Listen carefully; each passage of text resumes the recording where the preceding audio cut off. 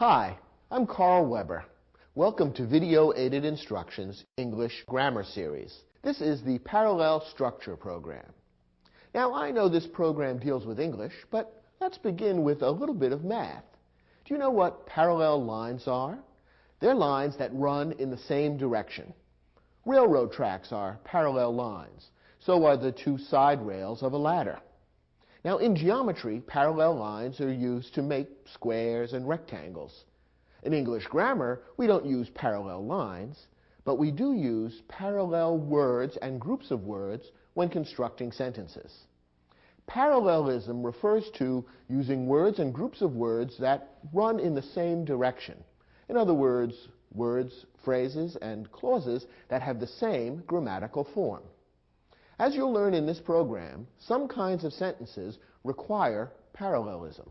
We'll look at when and why parallelism is needed, and you'll learn some basic rules that will help you construct parallel words, phrases, and clauses to make your sentences as solid and sturdy as a well-built stepladder.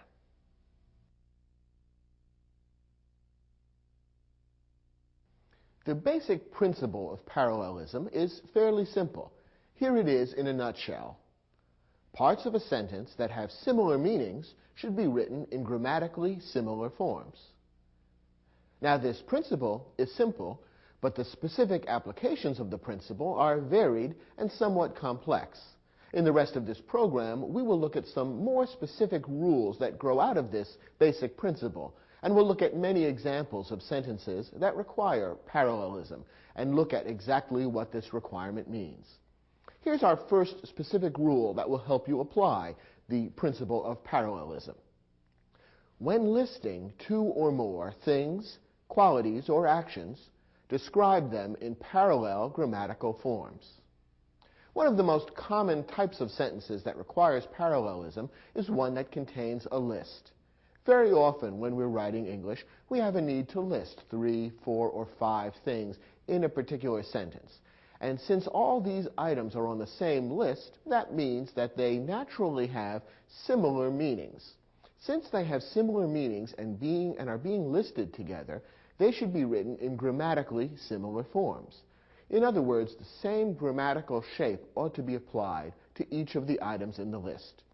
When the same grammatical shape isn't applied to each item in the list, then the sentence sounds wrong, and we will have violated the principle of parallelism. Let's take a look at a couple of examples. Read this sentence. America's founders were prepared to risk everything, their property, their reputations, and would even risk death. Now, in this sentence, as you can probably recognize, 3 things are being listed. After the colon, the 3 things that are being listed are things that America's founders were prepared to risk. Now, since we have a list of 3 items here, we have 3 things that are similar in meaning, and therefore they should be set up in grammatically similar form. Has that been done? Let's look at the 3 items that are listed in this sentence. First, their property. Second, their reputations. Third, and would even risk death. Now, are all 3 items written in grammatically similar form? Not really. The first 2 are written in the same grammatical form. Their property, their reputations. Here we have nouns, property, and reputations, preceded by the possessive pronoun their. However, the third item is listed in a different form. Would even risk death. Suddenly, a verb has been inserted, would risk, and this changes the grammatical form. So the 3 items, even though they have similar meanings, are not being set up in grammatically similar form. Instead, that third item should be changed to match the other 2 in grammatical form. Since the first 2 items read their property, their reputations, the third item should read their lives. After all, that's what's being risked, their property, their reputations, and their lives. Notice that we have to change it from death to lives to make it parallel both in meaning and in grammatical form. So the correct sentence following the principle of parallelism ought to read, America's founders were prepared to risk everything, their property, their reputations, and their lives. If you want to emphasize the importance of that third item, you could use the adverb even and insert that as well without violating the principle of parallelism. You would simply be emphasizing that this third item in the list is the most important and dramatic of all. And the sentence could read, America's founders were prepared to risk everything, their property, their reputations, and even their lives. This sentence now fits the principle of parallelism, which applies whenever a sentence contains a list of similar items. Here's another example. A Marine recruit is expected to be physically fit, psychologically tough, and mature in his emotions. Now, once again, the sentence contains three items that are similar in meaning. And once again, the principle of parallelism has been violated. The first two items are written in grammatically similar form. Physically fit, psychologically tough. In both of these phrases, we have an adjective, fit and tough, preceded by an adverb, physically fit, psychologically tough. However, let's look at the third item in the list. Mature in his emotions is written in a different grammatical form.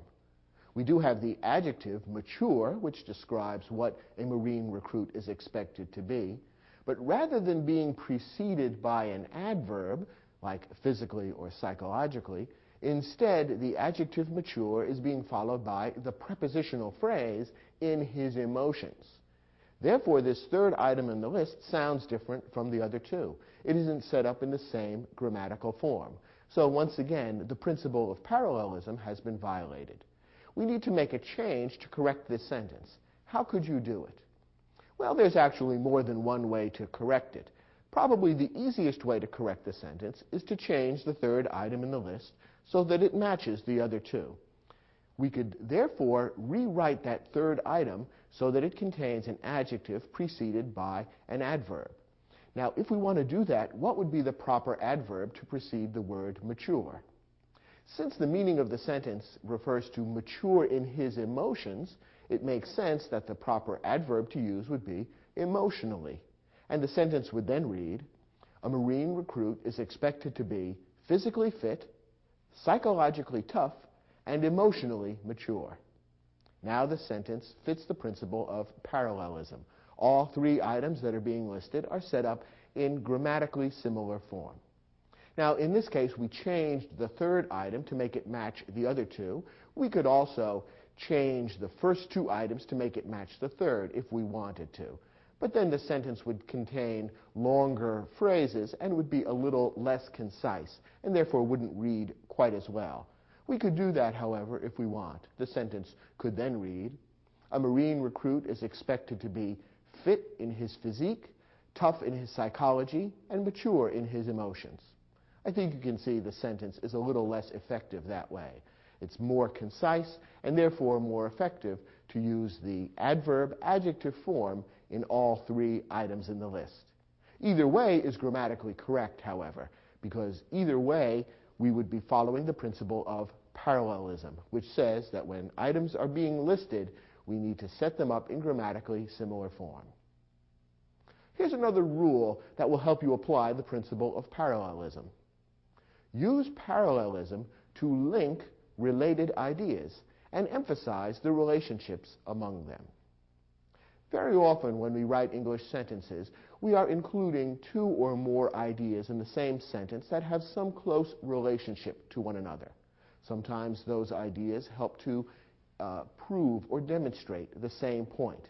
In other cases, the two ideas may have a relationship of contrast, that is, they disagree with one another.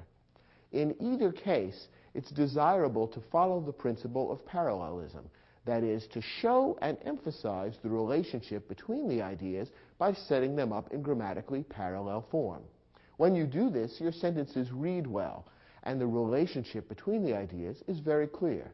The readers of your sentence will immediately see the relationship between the ideas and understand it, and will see how the ideas fit together. Here's an example. Love of country is admirable, but today it is necessary to love humanity in general.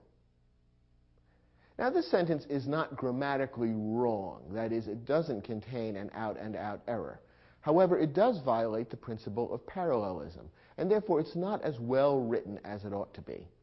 How does it violate parallelism? Well, remember the rule we just looked at. When we have related ideas in a sentence, it's desirable to use parallelism to link them and to emphasize the relationship between them. This sentence contains two ideas. First, that love of country is admirable. Second, that today it's necessary to love humanity in general. In other words, to love people no matter where they come from. Now, the author of this sentence is setting up a clear relationship between these two ideas. The relationship is one of contrast. Notice that the conjunction but has been used to join these two ideas. The author is trying to say, one thing is true, but today something else is also true. So here are two ideas that are closely related and have a contrast to one another. And both deal with love of various kinds. So the two ideas are clearly related, and yet they haven't been set up in grammatically parallel form. The first clause says love of country is admirable. The second clause doesn't refer to love of humanity. Instead, it changes the grammatical form and says it is necessary to love humanity in general. Therefore, the two clauses are not set up in grammatically similar form. However, it would be easy to rewrite the sentence to make the two clauses parallel or grammatically similar. And when we do this, the sentence becomes much more forceful, and the contrast between the two ideas becomes much more clear. Here's how we would rewrite the sentence to follow this principle of parallelism. Love of country is admirable, but today, love of humanity is necessary. When we rewrite the sentence this way, the contrast between two kinds of love has been emphasized. Love of country, love of humanity. And we're told that the first kind of love is admirable, but that today the second kind is necessary. So the contrast between the two ideas and the author's point becomes that much more vivid and that much more clear. And that's why parallelism improves the sentence.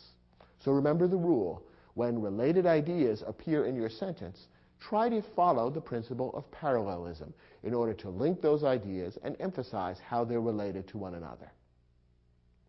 Our third rule, again, is not specifically a grammar rule, but rather a rule that applies as a principle of good writing. When using parallel construction, build to a climax.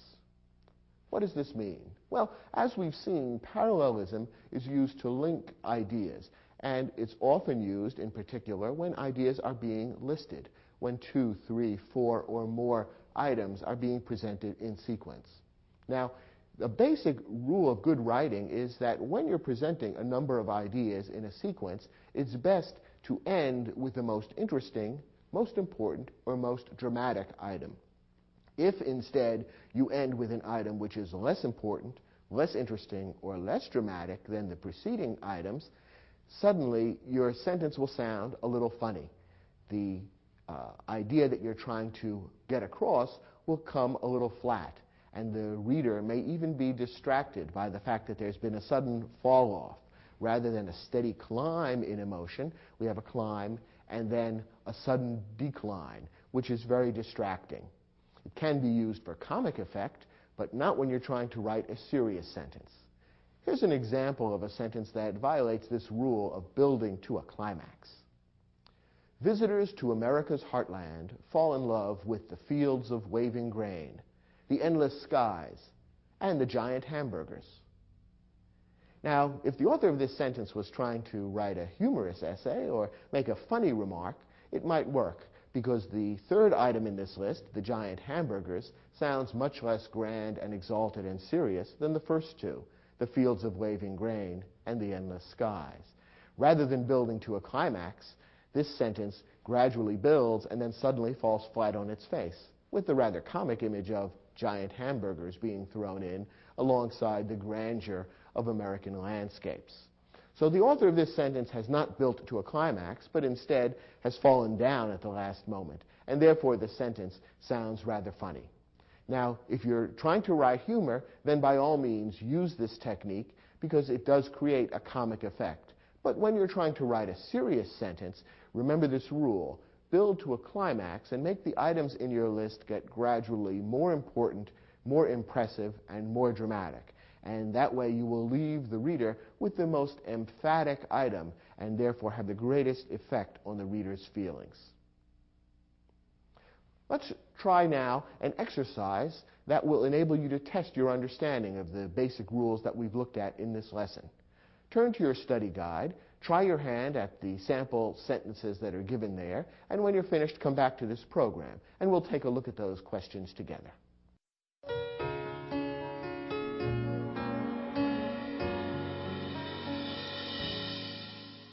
Now, we gave you 5 sentences, some of which have errors in parallelism. Your job was to detect whether there is an error in parallelism in the sentence, and if so, figure out how to correct it. Let's take a look at the first example. Just as Darwin revolutionized biology with his theory of evolution, Einstein's theory of relativity revolutionized physics. Now, this sentence demands parallelism because it contains 2 closely related ideas. Here, the 2 ideas are related because they describe similar happenings.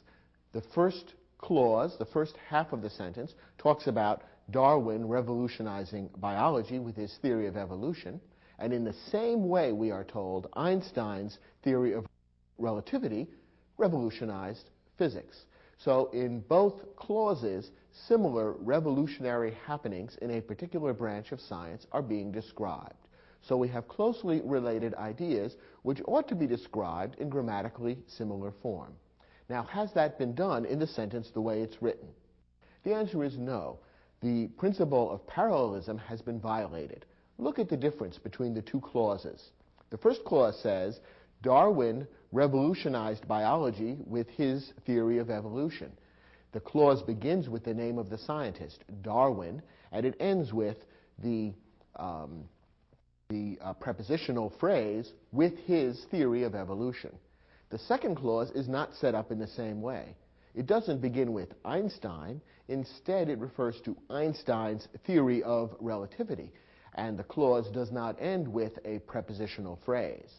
To make the 2 clauses parallel would strengthen the sentence by making the relationship between the 2 ideas that much more clear. Why don't we rewrite the second clause to make it match the first clause grammatically? Just as the first clause begins with the name of the scientist, the second clause should begin with Einstein. The first clause says Darwin revolutionized biology. Let's make the second clause read Einstein revolutionized physics. And then we'll end that second clause with a prepositional phrase, just as the first clause ends with a prepositional phrase. So the rewritten sentence, which would follow the principle of parallelism, would read, just as Darwin revolutionized biology with his theory of evolution, Einstein revolutionized physics with his theory of relativity. Notice how the sentence seems clearer and crisper. The ideas and their relationship become that much clearer when the principle of parallelism is followed. Let's take a look at the next example. Coach Jabbar demands 3 things of his players: hard work, that they have personal integrity, and self-discipline. Now here we have a list of 3 things, the 3 things that Coach Jabbar demands of his players. And whenever 3 or more things are being listed, we want them to be set up in grammatically parallel form. Has that been done here? No, not quite.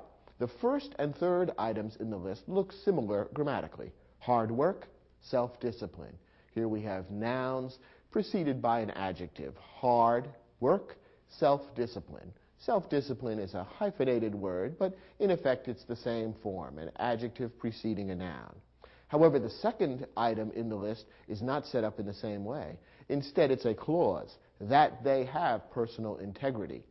If we want to make all 3 items grammatically parallel, we'd like to change that second item so that it matches the first and the third items. And actually, that's easy to do. Remember, the first and third items in this list both consist of an adjective followed by a noun. We can easily change the second item into that same form, adjective followed by noun, simply by using the words personal integrity.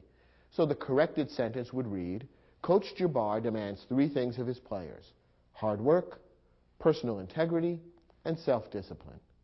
Doesn't the sentence sound much crisper and more forceful when it follows the rule of parallelism? I think so. Let's look at the next example.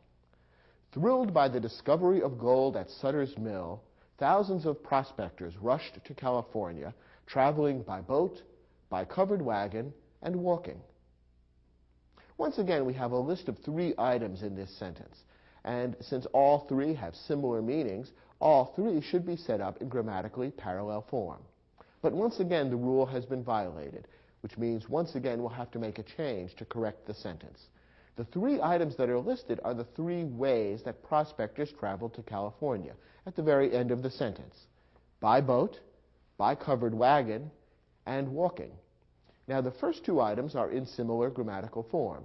We have the preposition by, followed by the mode of transportation: boat, covered wagon. However, the 3rd item in the list is not in the same grammatical form.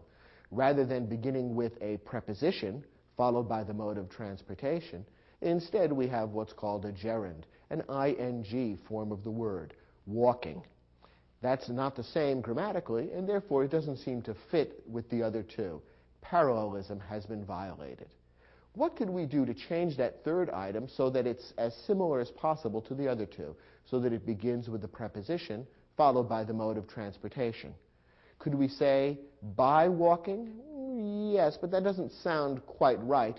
A more common or idiomatic prepositional phrase that describes walking somewhere would be on foot. So that would probably be the best way of rewriting this 3rd item. Notice that the preposition is different. The first 2 items would have the preposition by, while the 3rd item would have the preposition on. But nonetheless, it sounds parallel because in each case you have a preposition followed by the mode of transportation. So one good way of correcting this sentence would be to end it with the phrases by boat, by covered wagon, and on foot. And that would give us the feeling of parallelism that we're looking for by having 3 items all set up in the same grammatical form: a preposition followed by the mode of transportation. The exact word doesn't always have to be the same as long as the grammatical structure or form is the same. That's what parallelism is all about. Let's look at our next example. Each of these 3 poets is admired for a different quality: Milton for his grand rhetoric, Shakespeare for his sweeping vision, Chaucer for his simple humanity. Once again, 3 items have been listed here. Now, have they all been set up in grammatically similar fashion? That is, has the principle of parallelism been followed? Well, the answer is yes. This sentence doesn't contain an error. Let's take a look at how the writer of this sentence was careful to follow the principle of parallelism. He's listing 3 poets and the quality for which they are admired. And let's look at how each of these phrases was set up and notice how parallelism was maintained. In each case, the phrase begins with the name of the poet: Milton, Shakespeare, Chaucer. And in each case, what follows is a prepositional phrase that describes the quality for which that poet is noted. And in fact, the parallelism goes even further than that. Within the prepositional phrase, the author has been careful to follow the same grammatical setup, that is, by ending the prepositional phrase with an adjective and a noun: grand, rhetoric; sweeping, vision; simple, humanity. So we have a very strong parallel feeling as we read through these 3 phrases, and I think you'll find that it's not only very clear, but also sets up the similarities and contrasts between the 3 poets very vividly, so that by the time you read the 3rd description, it feels rather satisfying, the way everything clicks into place, almost as when a musical piece ends with a nice chord in which all the tones of the orchestra fit together neatly.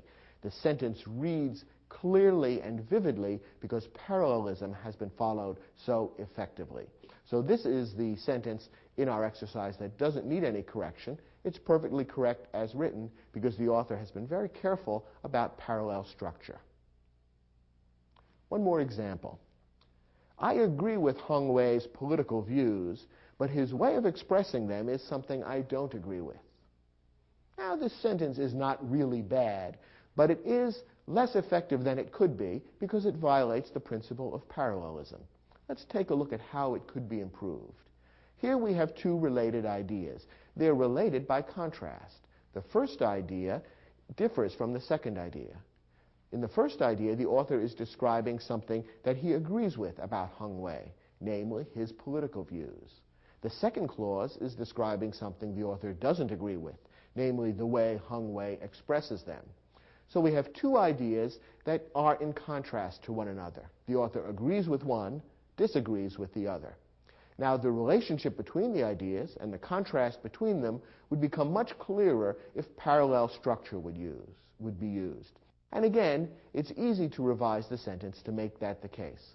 Let's rephrase the second clause so that it matches the first grammatically.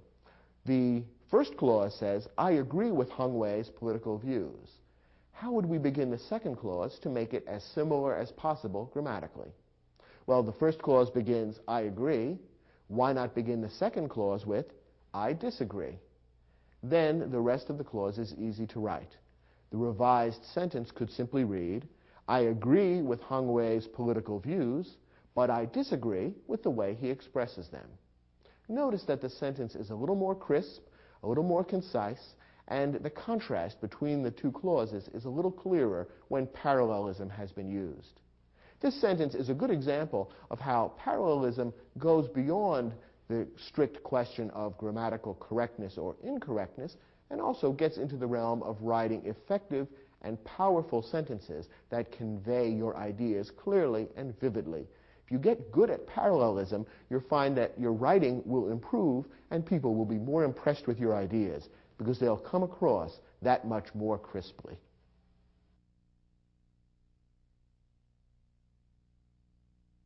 Okay, we've seen that parallelism is necessary when a sentence contains a list of similar items or when it contains ideas that are closely related to one another. Let's talk now about some of the most common errors in parallelism and how to recognize and correct them. Sometimes the best way to recognize problems in parallelism is with your ear. Sentences with parallelism problems will often sound a little funny. With practice, you can recognize when parallelism errors occur in your sentences because they don't sound quite right.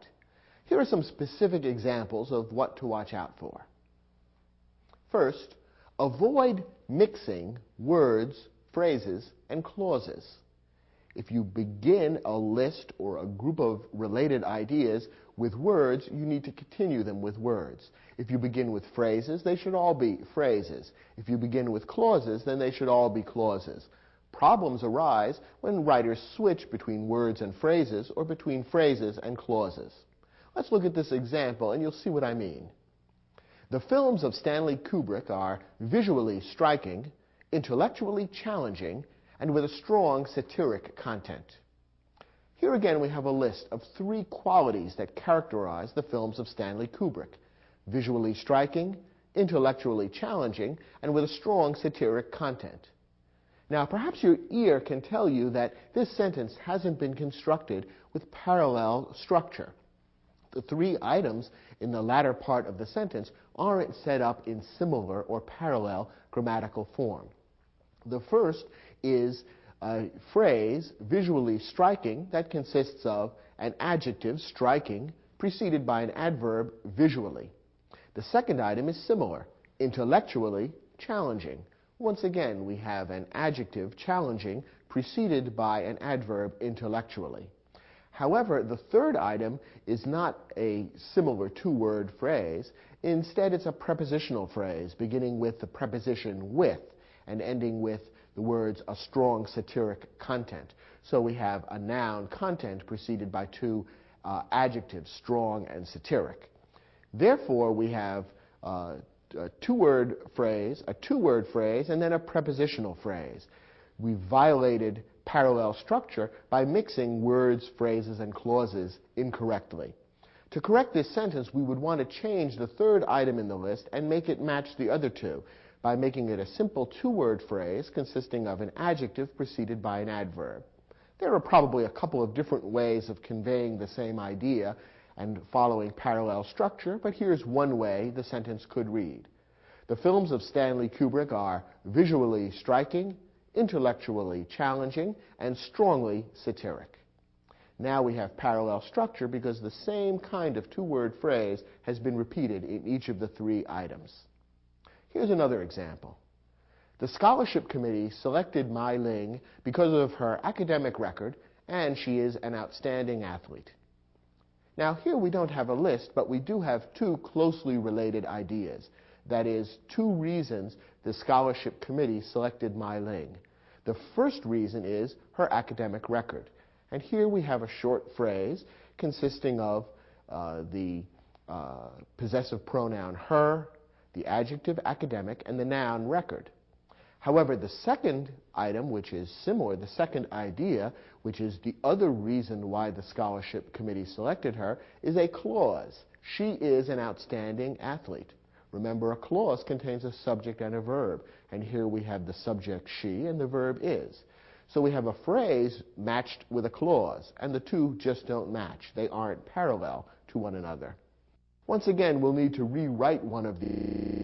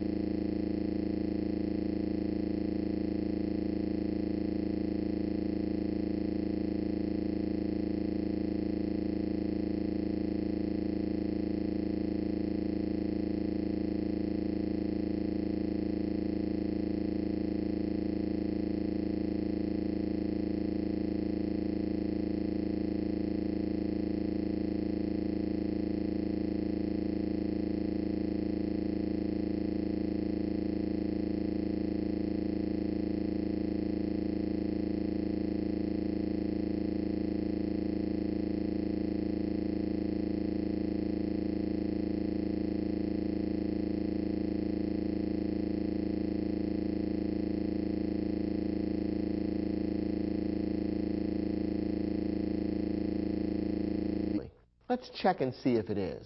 First we have not only. What follows that are the words in their physical structure. Now this is a prepositional phrase beginning with the preposition in, ending with the noun structure, and containing the possessive pronoun there and the adjective physical in between, in their physical structure. Okay, then we have the conjunction but also, and what follows that is their social habits. What do you notice that's different? Well, what's missing here is the preposition in. Because this is not a prepositional phrase, parallelism hasn't been followed. It's very close. Their social habits is quite similar to their physical structure, but because the preposition has been omitted, we don't have a prepositional phrase. And so what follows each part of the coordinating conjunction is not exactly the same grammatically. And that's why a careful reader will notice, or at least hear, that parallelism has been subtly violated. Luckily, it's easy to correct this error simply by inserting the preposition in into that second phrase after the coordinating conjunction but also. And then the expectation that we will have parallel structure will be nicely satisfied and the sentence will sound good and sturdy the way it ought to. The correct sentence would then read, some scientists believe that dinosaurs resembled birds not only in their physical structure but also in their social habits. Now, there is one other way in which you could correct this sentence. That would be by moving the preposition in so that it preceded the coordinating conjunction. And then what follows each part of the coordinating conjunction would be the same grammatically. Let's take a look at how the sentence might then read. Some scientists believe that dinosaurs resembled birds in not only their physical structure, but also their social habits. Now, notice that what follows the two parts of the coordinating conjunction is the same in each case. Their physical structure, their social habits. We've moved the preposition in so that it encompasses both. And that would be another perfectly correct way of changing this sentence. So you have your choice as to whether to insert the preposition in each phrase or move it so that it's not necessary to have it in either phrase. That's completely up to you and is a matter of your own ear or taste for writing. The most important thing, however, is to make sure that what follows each part of the coordinating conjunction is exactly the same grammatically. Otherwise, you will have violated the principle of parallelism. So whenever you find yourself writing a sentence that contains one of these coordinating conjunctions, it's worthwhile to pause, go back, reread the sentence, and consciously make certain that you've created parallel grammatical structures after each part of the coordinating conjunction. It's a very common writing error, but one that's easy to avoid now that you know the rule. Let's turn to the study guide. We've provided you with an exercise that will give you a chance to test your understanding of the rules we've just talked about.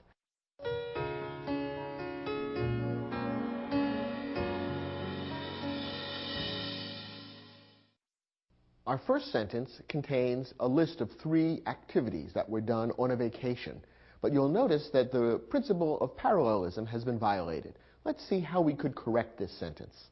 We spent our days in St. Petersburg touring historic churches, magnificent art museums, and admiring ornate palaces. Okay, 3 activities are being listed here, and let's look at how each one is described grammatically. Touring historic churches, magnificent art museums, and admiring ornate palaces. Of these 3 items, 1, 2, and 3, which ones are similar? Well, the first and the third seem to be similar, don't they?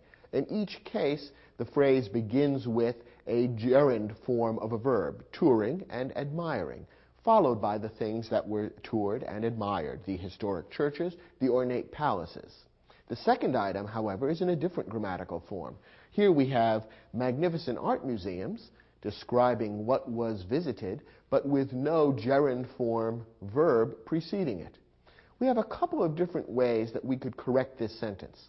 One way of correcting it would be to change item 2 so that it resembles the other 2 grammatically. So, for example, we could rewrite the sentence to read as follows.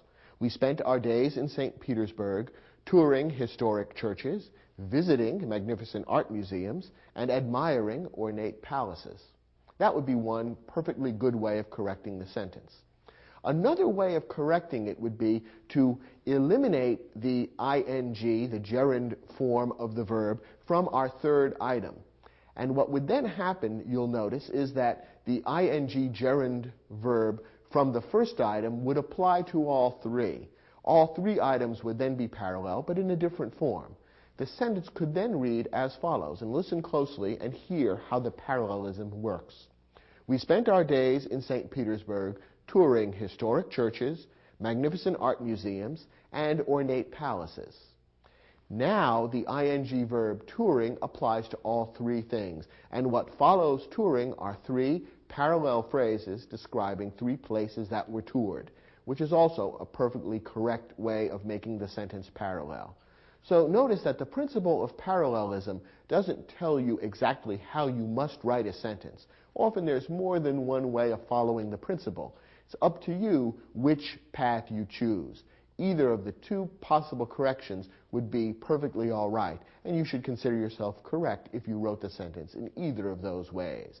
The only thing that we know is wrong is the way the sentence is originally written, where we've mixed phrases that don't match and therefore violated parallelism.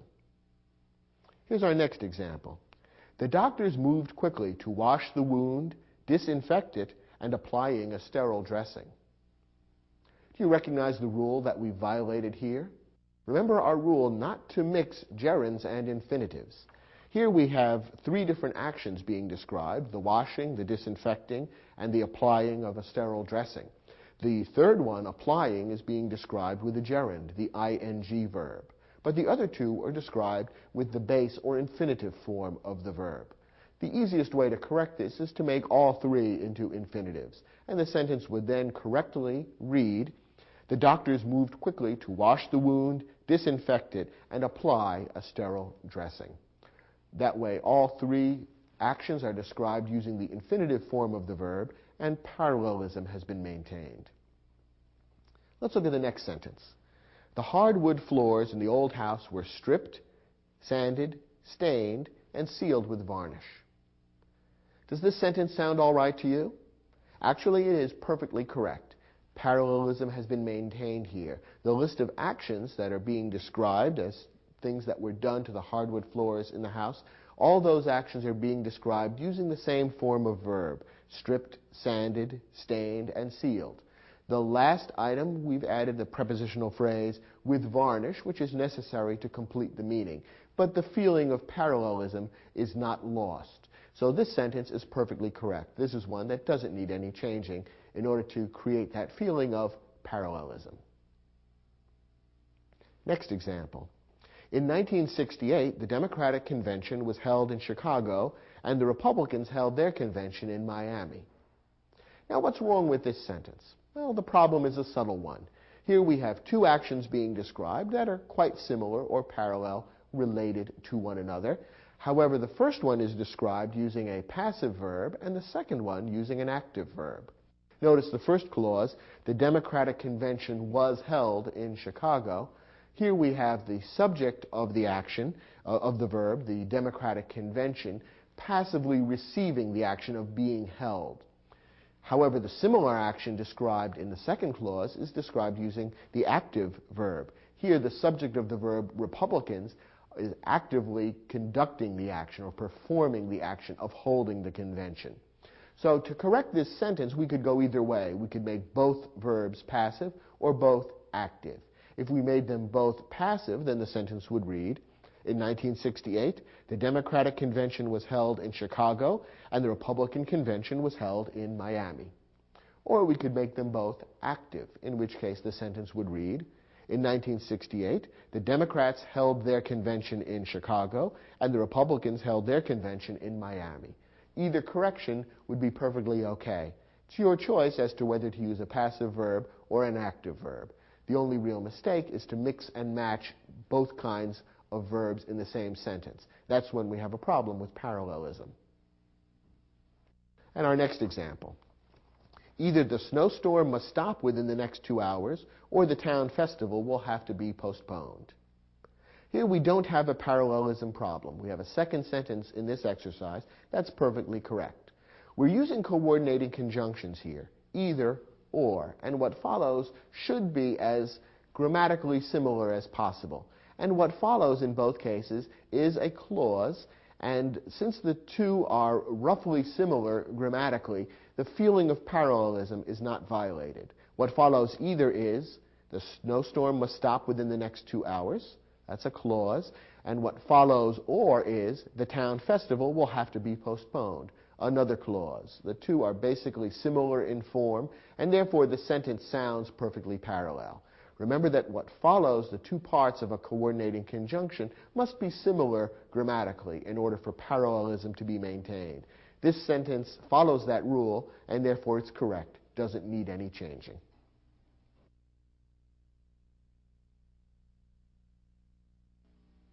Well, so far we've looked at some of the basic rules about using parallelism correctly. In this lesson, we're going to scale some of the heights and get into one of the more difficult aspects of parallelism, namely using ellipsis. Now, ellipsis is when certain words are omitted from a sentence. Ellipsis is used to avoid needless repetition. Now, when a word or a group of words is used more than once in the same sentence, the word or group of words may sometimes be omitted, but this must be done correctly. Now, in parallel constructions, repeated words may be omitted after one use, provided the omitted words are the same words and they can be understood quickly and easily. What does this mean?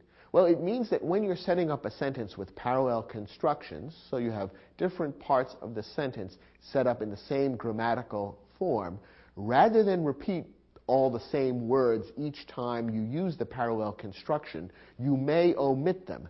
However, it has to be done in accordance with this rule that the omitted words are the same words and can be understood quickly and easily. To test whether you're using ellipsis correctly, you need to reinsert the same omitted words and make sure the sentence makes sense.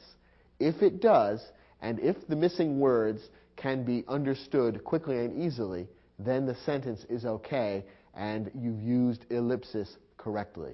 Otherwise, you need to rewrite the sentence. Let's take a look at a couple of examples that may make this rule a little more clear. Here's a sentence in which ellipsis has been used correctly. Labor has agreed to cooperate with management, and management with labor. Okay, here we have a sentence that has two closely related ideas. Labor has agreed to cooperate with management, and the same is being done in reverse by management with labor. Two closely related ideas which are being set up in parallel form. However, in order to save space and to avoid unnecessary repetition, the author has left out some of the words from the second example of the parallel construction. In other words, the author of this sentence is employing ellipsis. After all, if you think about it, the sentence, when fully filled out, if the ellipsis were eliminated and the omitted words were reinserted, the sentence would read, labor has agreed to cooperate with management, and management has agreed to cooperate with labor. That's what the sentence is saying. And when we fill out the parallelism and plug the omitted words back into the second half of the sentence, we see that we have parallel structures. The two halves of the sentence are written in exactly the same grammatical form. Now, notice that when we reinserted the omitted words into the second half of the sentence, it did make sense.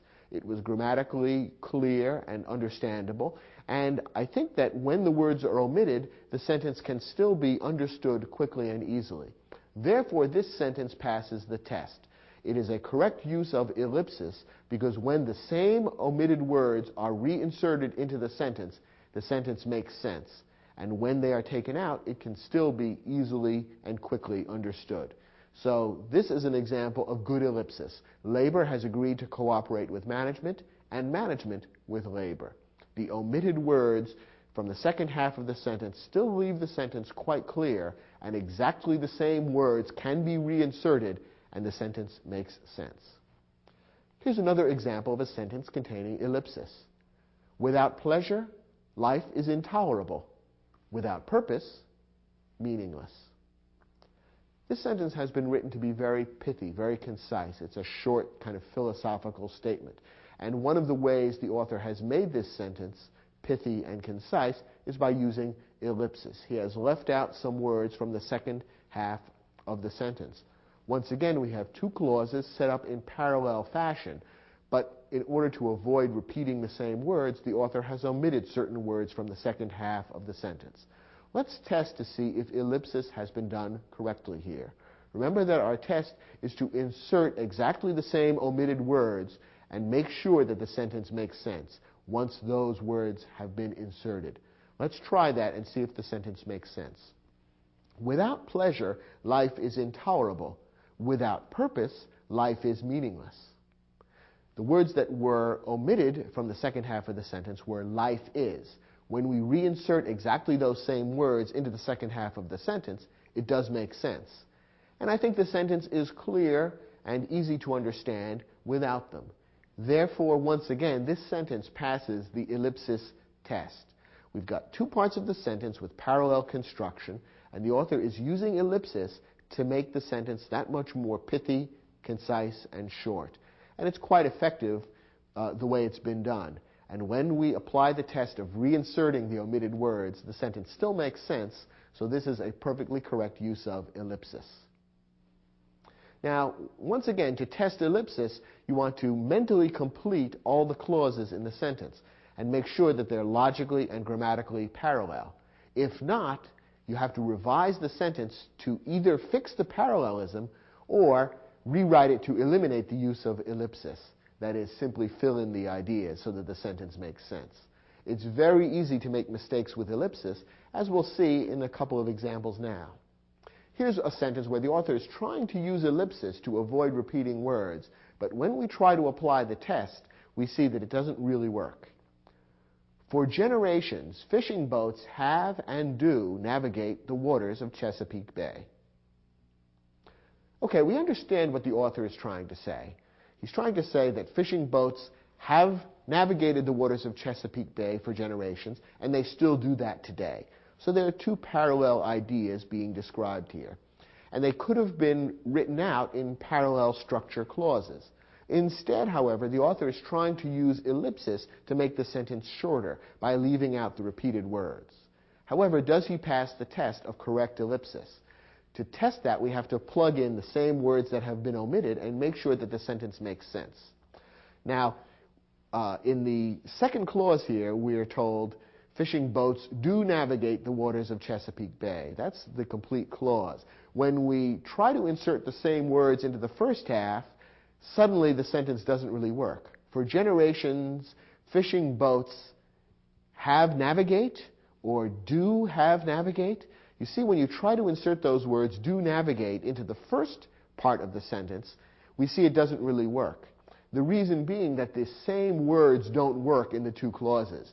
Remember that with the helping verb have, you need to use the past participle form of the verb navigate, namely navigated. So the sentence, the first clause here would have to read, fishing boats have navigated the waters of Chesapeake Bay. So inserting the same omitted word navigate doesn't work in that first clause. And that's an example of how ellipsis can go wrong. Ellipsis only works when the exact same word has been omitted as appears elsewhere in the sentence. In this case, when you try to insert that same word navigate, the sentence doesn't make sense grammatically. And that's why you can't really use ellipsis in this way. To correct the sentence, you would have to rewrite it to eliminate the ellipsis. One way of doing that would be to simply flesh out both clauses, and then the sentence would read something like this. For generations, fishing boats have navigated the waters of Chesapeake Bay, and they still do navigate the waters of Chesapeake Bay. Now, this is rather long and awkward, and that's why the author wanted to use ellipsis in the first place. He realized that writing out both of those clauses would create a sentence with a lot of repetition. Unfortunately, the way he did the ellipsis didn't really work. A better alternative would probably be to greatly shorten the second clause so that the idea comes across without using incorrect ellipsis.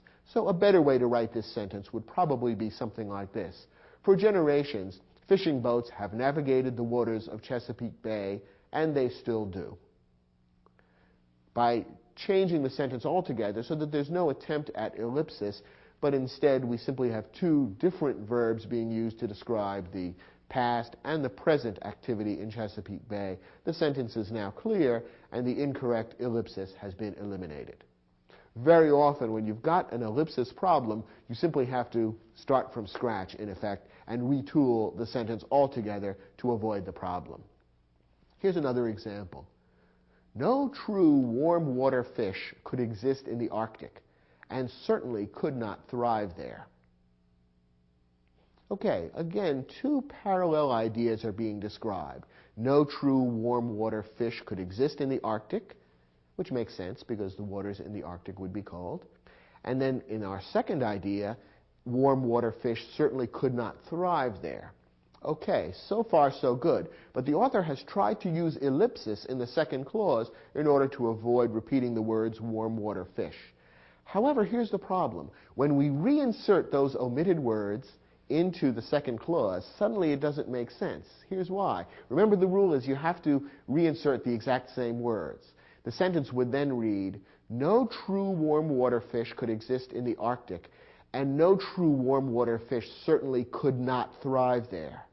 Notice what's happened to the logic. We're saying that no warm water fish could not thrive there. The two negatives in that second clause create an explosion. The sentence no longer makes sense. The author is trying to say that a warm water fish could not thrive there, but the words omitted from the first clause are no true warm water fish. So it doesn't pass the ellipsis test. You have to be able to reinsert exactly the same words and have it make sense. So therefore, the ellipsis doesn't work here, and what you have to do is go back to the drawing board and really rewrite the sentence. One way of doing it, for example, might be, no true warm water fish could exist in the Arctic, and a warm water fish certainly could not thrive there. Once again, this is rather repetitious and lengthy, and probably not the best way of correcting the sentence. So you might want to retool it even more and get rid of the no with which the sentence now begins, and rewrite the sentence something like this. A true warm water fish could not exist in the Arctic and certainly could not thrive there. By making it a true warm water fish, now we've got words that could be inserted into that second clause and make sense. So now we've set up the sentence with an ellipsis, which does work. So remember, whenever you find yourself using an ellipsis, omitting a few words in order to save space in the sentence, make sure that the way you've written the sentence is such that the exact same words from one clause can be inserted in the other clause and still make sense. If not, you need to rethink the way you've written the sentence and either eliminate the ellipsis or make it correct. It's a rather tricky and subtle rule of correct writing in English, but a very important one, and one of the fine points in using parallelism correctly. Okay, let's take a look at an exercise that will give you a chance to test this rather subtle and difficult but important skill.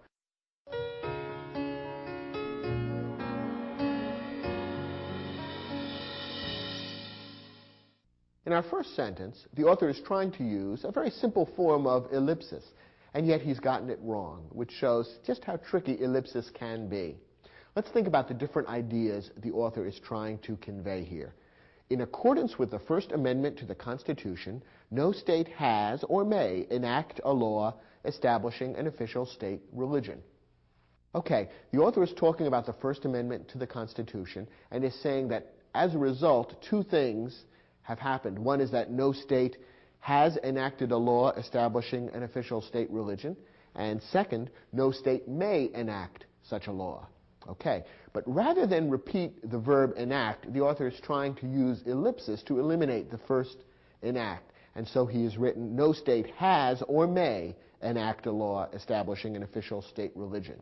But remember the test. You need to be able to insert the exact same word that you've omitted from elsewhere in the sentence, plug it in, and have the sentence make sense. Now, the word that was omitted is enact. We see it right here in the sentence. When we try plugging it in, how does the sentence read? No state has enact or may enact a law establishing an official state religion. Now we see the problem, that with the helping verb has, we need the past participle enacted. And therefore, when we try to reinsert the omitted word enact, we see that the sentence doesn't really make sense. Remember that the word that you omit when you use ellipsis must be exactly the same in both places. So that doesn't work in this case. Probably the simplest way to correct the sentence would simply be to break down, go ahead and insert the word enacted, and the sentence will be a little longer, but not really much longer, and will certainly be grammatically correct. So the sentence would then read, in accordance with the First Amendment to the Constitution, no state has enacted or may enact a law establishing an official state religion. This is a correct way of writing the sentence, and it eliminates the erroneous attempt at ellipsis. Our next example. Many scientists agree about the causes of global warming, fewer about the best ways to combat it. Here again we have two parallel ideas. The first clause says many scientists agree about the causes of global warming. The second clause says that fewer scientists agree about the best ways to combat it. Now, the way I just said it spells out or fleshes out both clauses at full length. Perfectly understandable, but it's a little bit wordy. So the author of this version has tried to use ellipsis to shorten the sentence somewhat. Has he done the ellipsis correctly? Well, let's apply our test. We should be able to take the same words from the first clause, which were omitted in the second clause, and insert them into that second clause and have the sentence make sense. Now, what are the words that were omitted from the second clause? The words that were omitted are scientists agree. When we take those words from the first clause and insert them back into the second clause, does it read correctly? Many scientists agree about the causes of global warming. Fewer scientists agree about the best ways to combat it. Yes, it does make sense. It does read well, and the parallelism works. Therefore, the ellipsis, as done in this sentence, is perfectly correct. The author has simply not repeated the words scientists agree, has left them out. The resulting sentence is clear and easy to understand, and when we plug the exact same words back in, it all hangs together.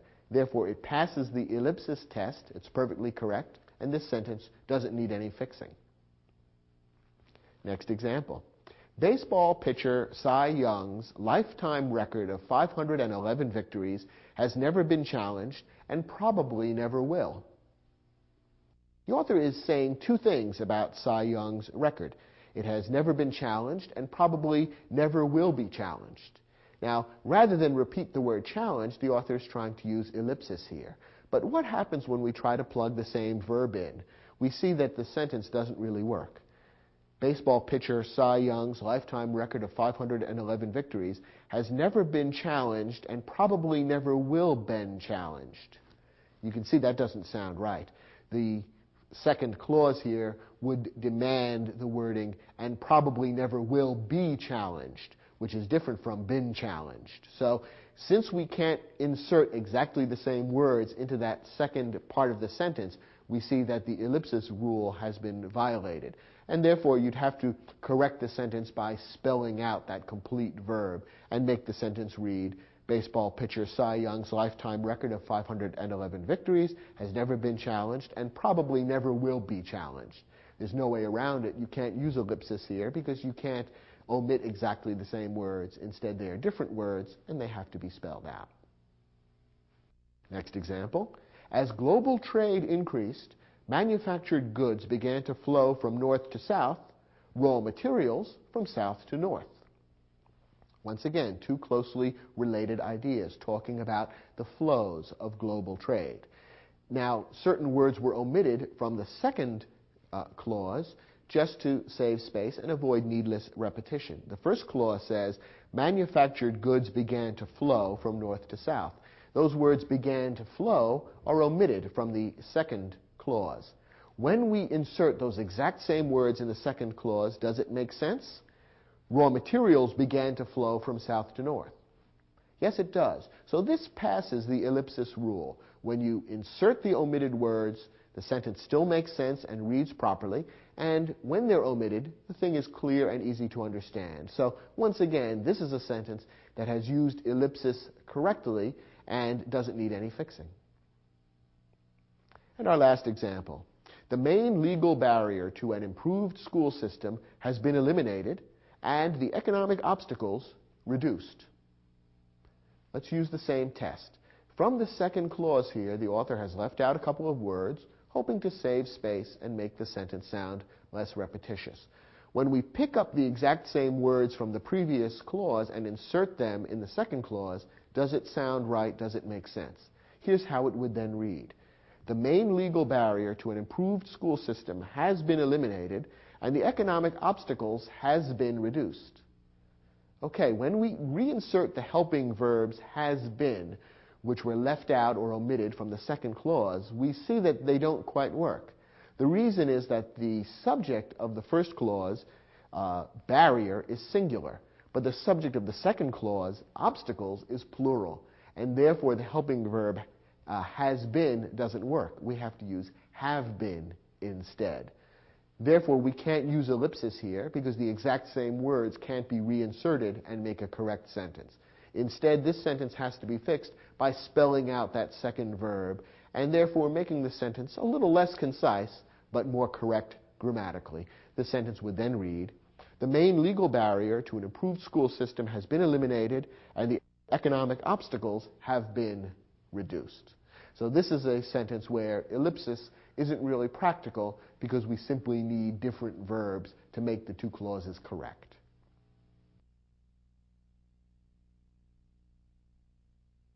Well, now you're an expert on the subject of parallel structure. Actually, if you find this a particularly challenging aspect of writing in English, don't feel bad. Many native English writers and speakers have difficulty with this, and in fact you'll probably find, if you read carefully in newspapers and magazines, a number of cases where professional writers make mistakes about parallel structure, because it can be rather tricky. In fact, when we get into the realm of parallel structure, as you've seen, we're moving beyond simple grammatical correctness into areas where topics such as logic and clarity become involved. Therefore, to use parallelism effectively, you really need to do more than just follow a couple of basic grammatical rules. Instead, you really need to think about what you're saying, to look at the relationships among the ideas that you're expressing in your sentences, and then make sure that the grammar mirrors and reflects those relationships clearly. If you do that and you think carefully about how the grammatical structure and the relationship among the ideas, how those things fit together, then you'll probably find that you can use parallel structure very effectively and even powerfully in your writing. Thanks for watching this program, and I'll look forward to seeing you out there for other programs in the Video Aided Instruction English Grammar Series.